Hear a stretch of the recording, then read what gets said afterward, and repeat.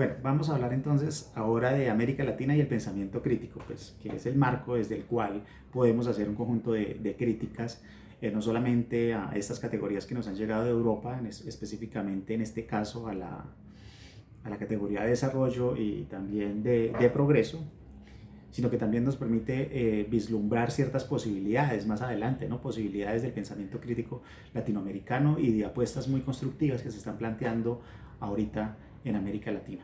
Entonces, América Latina y el pensamiento crítico. Como bien lo ha mostrado Karl Popper, la tradición crítica se constituye desde la antigüedad, donde surge la idea de que la crítica y la discusión crítica son los únicos medios de que disponemos para acercarnos a la verdad, hasta ahí Popper. Por eso la crítica es una actitud antidogmática que da cabida en la discusión a la pluralidad de miradas frente a posiciones únicas. De ahí que para el presente programa, me refiero a esta clase, la crítica implica la pluralidad epistémica y desde luego la interdisciplinariedad y el diálogo intercultural de saberes. Entonces, a la crítica como actitud sucede, como normalmente se acepta en la historia de la filosófica de Occidente, la crítica como ilustración, iluminación, esclarecimiento, estudio metódico de los límites de la posibilidad del conocimiento, como se dio en Immanuel Kant en el siglo XVIII, ¿no? En las famosas críticas, crítica de la razón pura, crítica de la razón práctica y crítica del juicio, ¿no? De hecho, en pensadores preilustrados como Francis Bacon o en otros como Diderot y Voltaire, la crítica ya aparece como cuestionamiento de la autoridad y de la tradición, lo que implicó luchar contra los prejuicios morales de la época y la superstición. Sin embargo, en Kant la crítica como examen del conocimiento se convertirá en un paradigma que en adelante permitirá poner bajo sospecha los modos de conocer, los modos de experiencia y los saberes cristalizados y codificados mismos. Kant sostuvo, en una cita famosa que está en un pie de página de la crítica de la razón pura: nuestra época es de modo especial la de la crítica. Todo ha de someterse a ella y todo ha de someterse, decía Kant, al examen público y libre de la razón para que obtenga su respeto y su legitimación, de tal manera que aquello que no caiga dentro del examen público y libre de la razón, pues cae bajo sospecha. Pues bien, este sentido es el que posteriormente aparecerá en Karl Marx, donde la crítica misma es concebida como un arma y como un medio, no un fin en sí misma, para poner en cuestión la filosofía y la economía política de su tiempo y generar una transformación general de la realidad por medio de la praxis colectiva. Desde luego, Marx va más allá de Kant, porque no solo se trata de determinar los límites del conocimiento y de lo cognoscible, sino de transformar la realidad misma, introduciendo por medio de la praxis la razón en la historia. Ya en el siglo XX, la teoría crítica de la sociedad, conocida también como la Escuela de Frankfurt, dando un gran salto, ¿no?, recoge los frutos de los avances anteriores. En un contexto de crisis de Europa, de la modernidad, en el contexto también del auge de los fascismos y del declive de la democracia, con lo que sucedía en el fascismo italiano, la Primera Guerra Mundial, luego el nazismo, luego la dictadura en España, la Guerra Civil Española, la dictadura de Franco, etc. Entonces, es la razón misma la que se cuestiona, al igual que sus pretensiones de control y de dominio.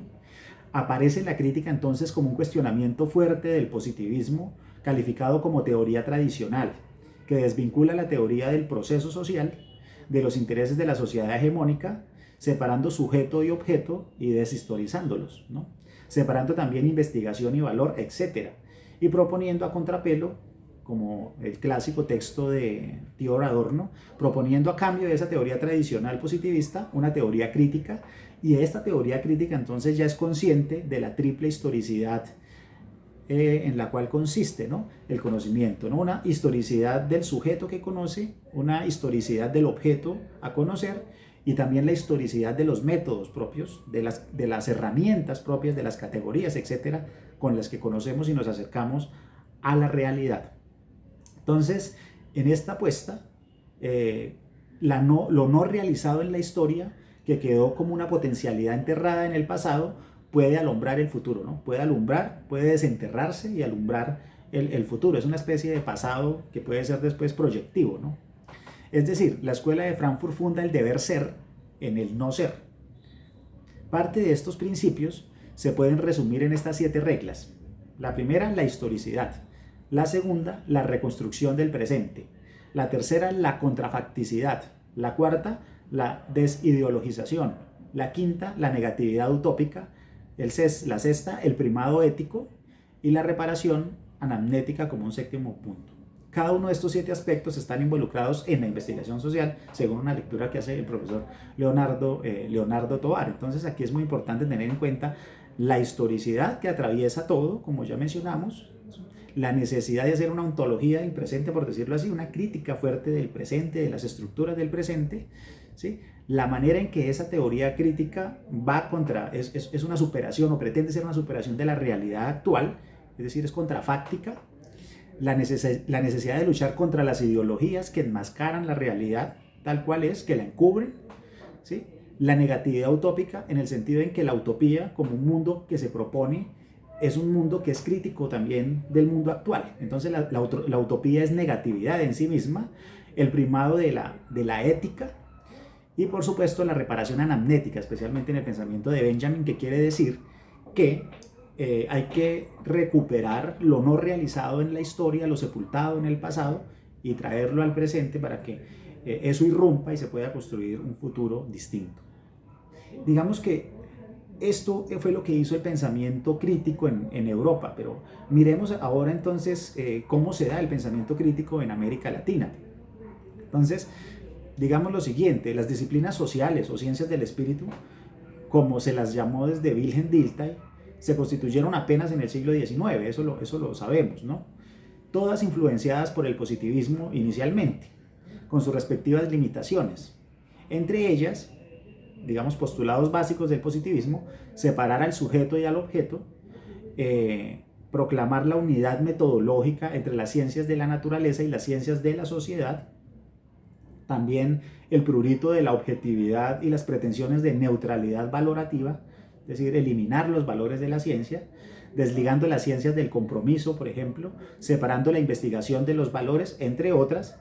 De ahí que fue solo en el mismo siglo XIX apareció la hermenéutica, como sabemos, en el mismo Dilthey, en Ricoeur, en Windelband. Luego Weber va a hacer una especie de síntesis donde ya se supera, digamos, de alguna manera estos postulados positivistas, pero el positivismo sigue presente por ejemplo, en Durkheim, ¿no? Fuertemente sigue presente en la sociología. Digamos que en el siglo XIX empieza una tensión entre distintas apuestas. Por un lado, el positivismo reinante desde Comte, que se va a legitimar mucho por el gran desarrollo de las ciencias naturales. Por otro lado, esta hermenéutica de Dilthey, luego la sociología de Weber, pero también aparece, ¿no?, el pensamiento de Marx, el materialismo histórico y la teoría crítica de Marx, por decirlo así. Entonces tenemos 3 corrientes que ya se disputan, ¿no?, la investigación social. Entonces, pues en el siglo XX a esa disputa pues se suman otras, ¿no? La hermenéutica ya en un sentido distinto en Gadamer, por ejemplo, o la fenomenología de Husserl o de la fenomenología de Heidegger, pero también el positivismo reencarnado en una nueva versión, ¿no? El positivismo lógico de Carnap, por ejemplo, de Bertrand Russell, del primer Wittgenstein, etc.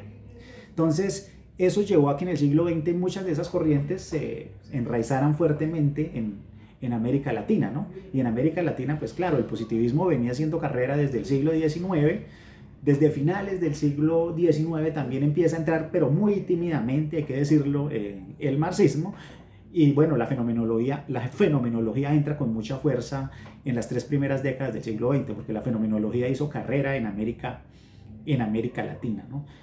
Con hombres como Husserl y por supuesto todas las traducciones de esa corriente que propició José Ortega y Gasset y que se dio fuertemente en América Latina, pues con las traducciones de Gauss y de Carlos Astrada en Argentina. Entonces, en la primera mitad del siglo XX, con algunas excepciones, América Latina permanece en la órbita de las disciplinas europeas y la ciencia social americana, Norteamérica, ¿no?, asumiendo sus principios, sus metodologías de investigación, sus paradigmas y sus objetos de investigación.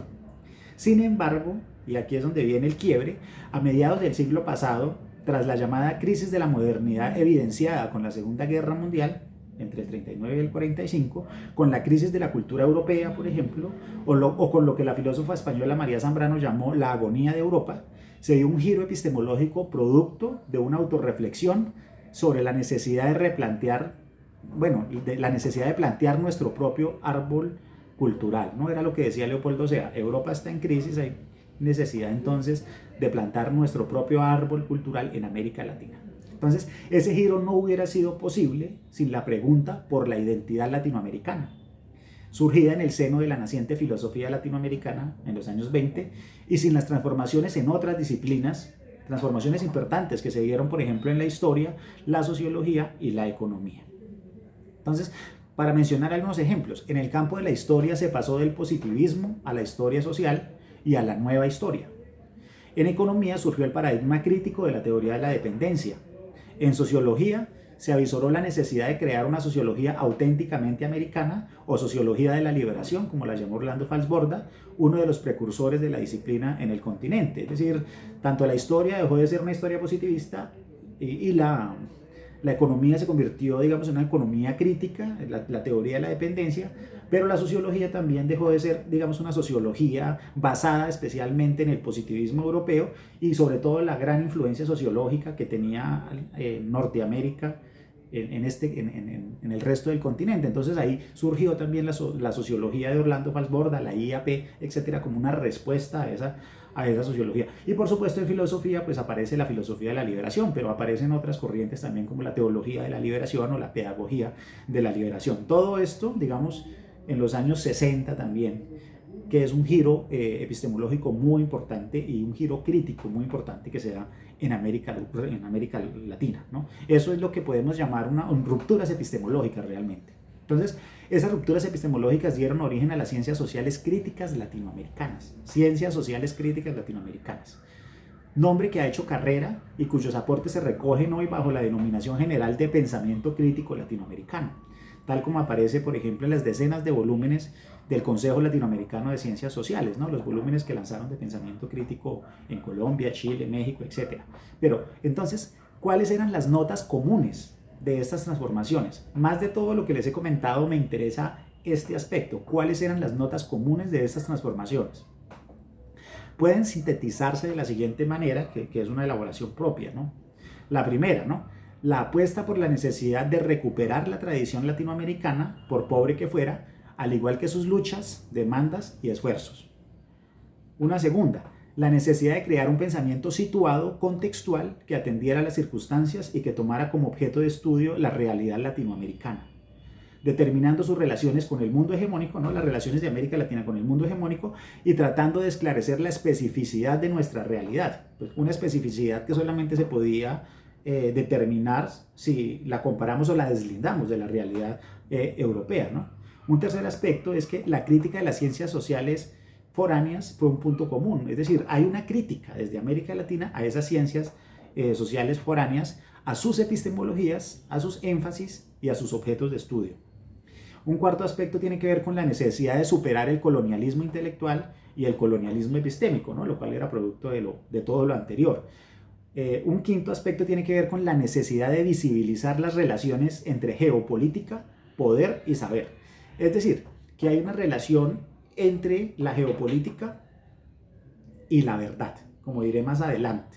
Es decir, que hay unos centros de poder, Europa, que producen unas ciencias sociales, ¿sí? Que por su posición privilegiada, o Norteamérica, etcétera, donde esos saberes se vuelven saberes hegemónicos en el sur. Por lo tanto, en el sur se produce una especie de subalternidad mental y de subalternidad epistémica. Pero esa hegemonía de los saberes del norte pues se legitima también en el gran desarrollo técnico del norte, en el gran desarrollo económico del norte, que le permite mantener a un sur dependiente, ¿no? El rescate del vínculo entre ciencia y compromiso político. Entonces, a diferencia del positivismo, que negaba cualquier relación entre valores e investigación científica, lo que se hace en América Latina es plantear claramente que hay una relación entre la investigación científica y un determinado compromiso por transformar la realidad social. Es decir, de crear ciencias sociales revolucionarias, por decirlo así, lo cual estaba pues también en el pensamiento de Marx, ¿ya? Entonces, eso es importante. Digamos que la ciencia social debía no solo criticar y auscultar la dependencia, sino apostarle a la descolonización y a la necesaria transformación de la sociedad latinoamericana. Se trataba entonces de un siguiente aspecto, privilegiar el análisis del conflicto, ¿sí? Privilegiar el conflicto sobre el de estabilidad del orden social. Digamos que las ciencias sociales europeas y norteamericanas privilegiaban el tema de la estabilidad social, mientras que las ciencias sociales latinoamericanas empezaron a privilegiar el análisis del conflicto. en el sentido de que son sociedades que viven en crisis permanentemente, y como se toma conciencia de que el conflicto no es eliminable de la sociedad, de que no se puede eliminar el conflicto de la sociedad, de hecho de que los conflictos hay que saberlos canalizar y de que los conflictos de hecho pueden ser productivos, entonces ahí aparece esa conciencia en la ciencia social latinoamericana. Entonces se privilegia el análisis del conflicto y también se privilegia justamente por eso el análisis contradictorio de la sociedad, es decir, se asume la sociedad, como una totalidad contradictoria, por decirlo en lenguaje de la Escuela de Frankfurt. Y eso implica que hay que asumir la realidad en su radical historicidad. Entonces, eso implicaba pensar, por ejemplo, de que en la relación de conocimiento, es decir, la relación de sujeto-objeto, se presentaba una triple historicidad, como ya mencioné. La historicidad de la realidad estudiada, que es producto de la actividad práctica humana, histórica del sujeto que investiga, que forma parte de esa realidad, y la historicidad de las herramientas mismas con las que se conoce, ¿no? También teorías, conceptos, categorías, paradigmas, todo eso era histórico, por supuesto.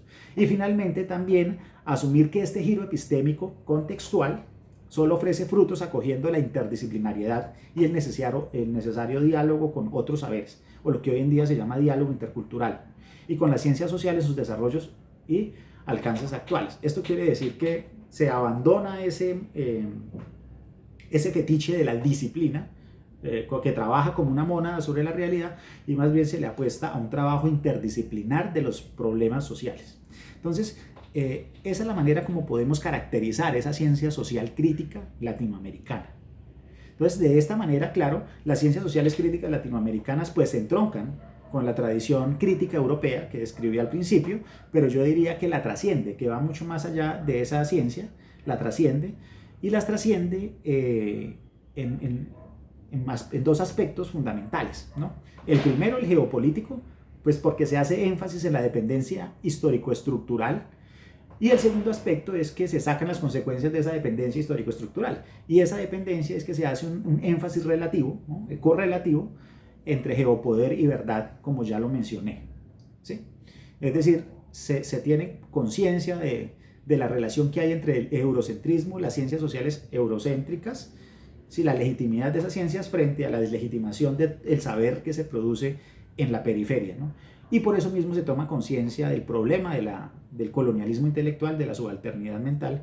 Y claro, el resultado de esto pues va a ser la explosión de propuestas críticas alternativas, ¿no? De un pensamiento crítico, pero de propuestas críticas alternativas y de prácticas concretas alternativas. Y dentro de esas prácticas pues están muchas prácticas económicas, prácticas que tienen que ver con apuestas distintas, ¿no? De subsistir, de manejar los recursos, de distribuir los recursos. En pocas palabras, críticas al capitalismo y apuestas postdesarrollistas y críticas al progreso. Entonces, es ahí como podemos enmarcar esta discusión.